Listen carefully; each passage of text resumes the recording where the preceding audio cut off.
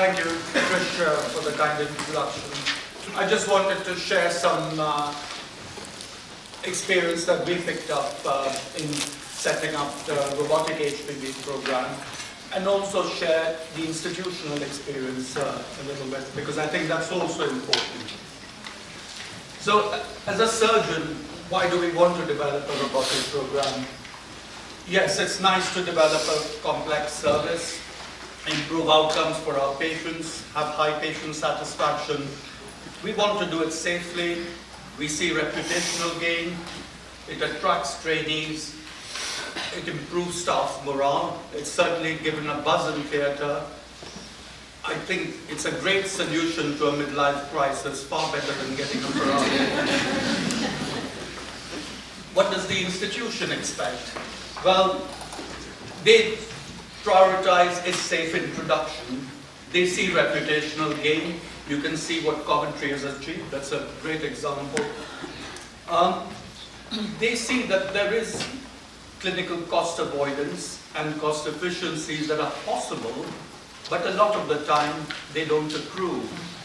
And they don't accrue because the utilization is often pretty poor, and I'll come to that. And of course, the institution has to prioritize staff training and sort out equipment issues. So this is the history at Oxford. So we got our first robot in 2009, towards the end of the year. And you can see it started off being used by urology. And this experience is probably mirrored across the UK in numerous hospitals. It took more than 4 years to get to over 100 cases a year. It took 8 years to reach 200. And you can't get value for money with that sort of utilization. Last year we were getting a second robot and a replacement for the old robot. And we decided that we have to do things differently. So we had 7 teams ready to go. And we were able to sort of train them rapidly, have a timetable. The teams knew in advance that they were getting access to the robot even before the robot arrived. And this year we're on track to do about between 520 to 530 cases. I think you should be planning to do about 300 to 400 cases per robot to make it cost effective, really. And the aim is to use it at least 5 days a week and preferably Saturday as well. And that needs planning, and it needs leadership, and it needs a robotic steering committee. The steering committee, that we have to plan where the robots are going to sit. Will they move from one theatre to the other or stay fixed in one place? I would recommend that they stay fixed and the surgeon moves to the robot. The committee needs some oversight of training and credentialing. It needs to monitor allocation, and that's one of the important things. And sometimes there's a bit of a bun fight and you need to sort it out. You need to monitor utilization of the robot and make sure that the services that aren't utilizing it get less allocation, and that's moved across. You need to look after the theatre staff, plan their training, plan the SNPs and the assistants training as well. There are equipment issues to sort out. We had problems with sterilizing, which took a good part of 6 months to sort out. And then you have to see which new services join the program.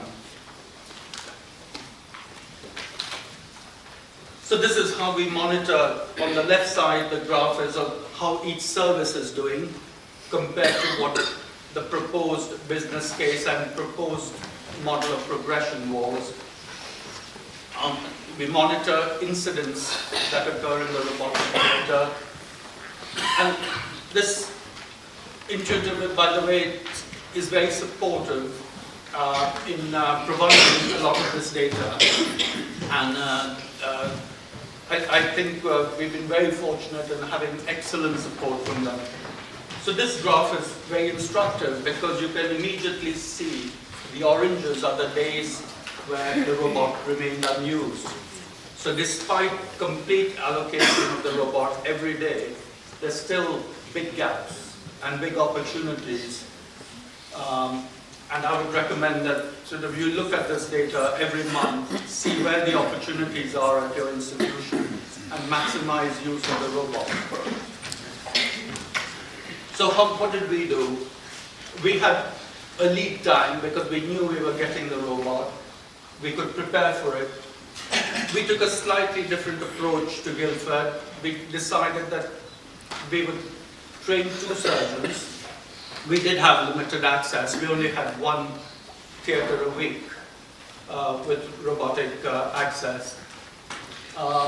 So myself and my colleague Mike Silver, who's in the audience today, we were the 2 consultants who trained. A 3rd consultant did the training as first assistant, and we were fortunate in having a very experienced SNP and a very experienced theatre team who were totally geared up to robotic surgery.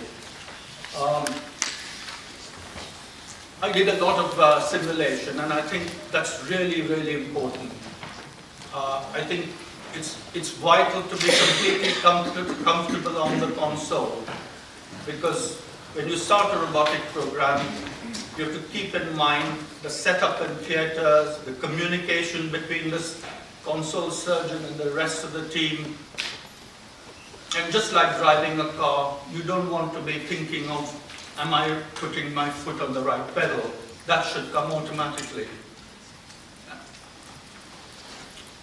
Watching videos, that we were really, really lucky to have a great proctor, and certainly what I would recommend is a long-term relationship with the proctor, not a proctor who comes for 2-3 cases and then leaves you to get on with it. And that's what we've benefited by having Jawad around as our proctor.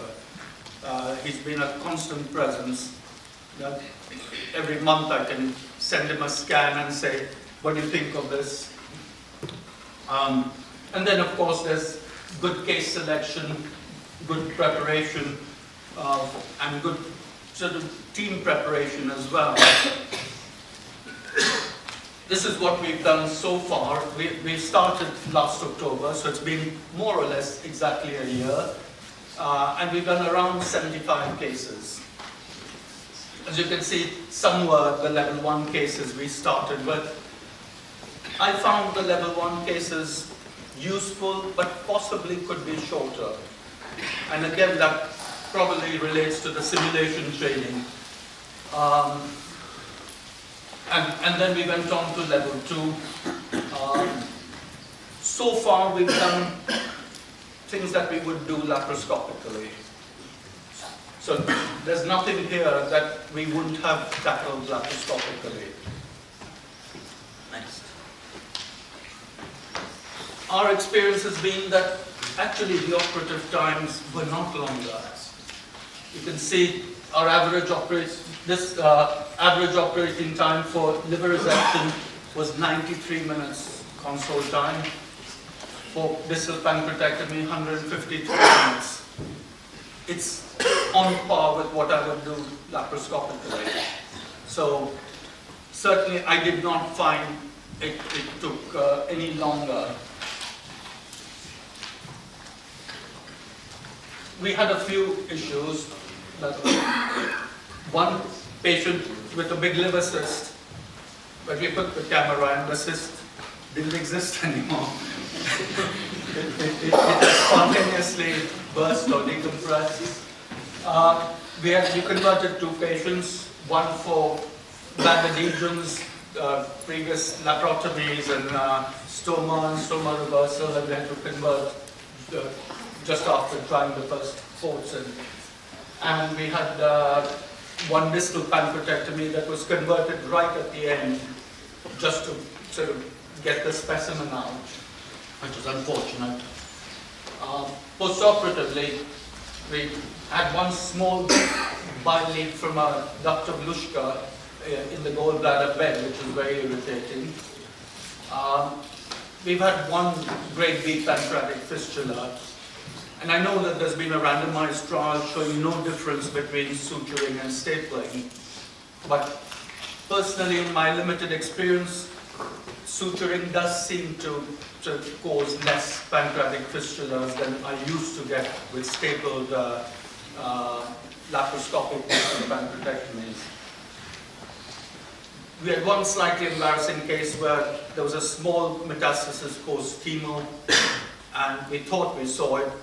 We resected it. The specimen didn't have a met in it, and post-op scan showed that there was still a met in the liver.